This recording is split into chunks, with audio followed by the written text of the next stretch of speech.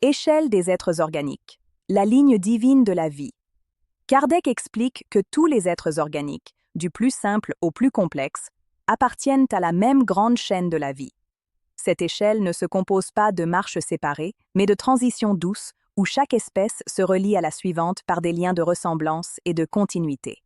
La nature ne fait pas de saut, elle évolue progressivement, suivant les lois du progrès physique et spirituel établies par Dieu. Les organismes primitifs, invisibles à l'œil nu, représentent les premiers efforts de la vie vers la complexité. À partir d'eux, se développent des formes plus élaborées, plantes, animaux et enfin l'être humain, qui unit l'intelligence à la conscience morale. Kardec montre qu'au cours de cette échelle, la matière n'est qu'un instrument et l'esprit est le principe directeur.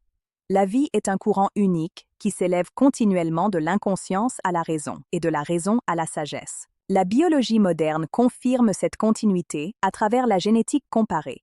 L'étude de l'ADN montre que tous les êtres vivants partagent le même code fondamental. Du virus à l'homme, les molécules de la vie obéissent aux mêmes règles de réplication et d'héritage. Cela démontre que la diversité de la nature n'est qu'une variation sur un même thème, l'unité de la création.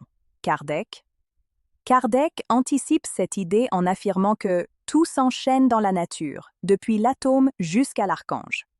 L'esprit, à mesure qu'il progresse, se revêt de corps de plus en plus parfaits, compatibles avec le degré de son évolution morale et intellectuelle. Ainsi, l'échelle des êtres organiques est aussi l'échelle de l'âme, qui commence par la sensibilité rudimentaire et culmine dans la conscience spirituelle. La théorie de l'évolution de Darwin, développée peu avant la Genèse, trouve dans le spiritisme un complément moral. Darwin a décrit le mécanisme physique de la sélection naturelle. Kardec a révélé la cause spirituelle qui le soutient, l'impulsion intelligente de l'esprit à la recherche de la perfection.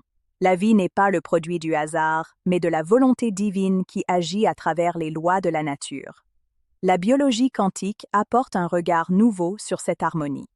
Des études sur le comportement des molécules biologiques montrent que des phénomènes quantiques, comme le tunneling et la cohérence, sont impliqués dans la photosynthèse, la vision et la respiration cellulaire.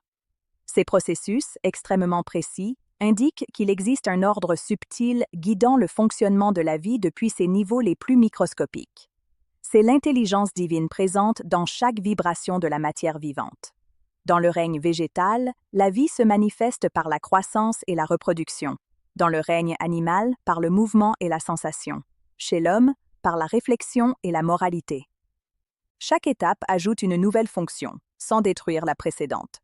L'évolution est accumulation et perfectionnement, non rupture.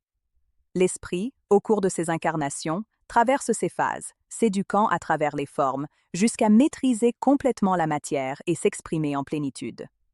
Kardec explique que l'âme humaine n'a pas été créée parfaite, mais simple et ignorante, destinée à apprendre par le biais des expériences dans la matière.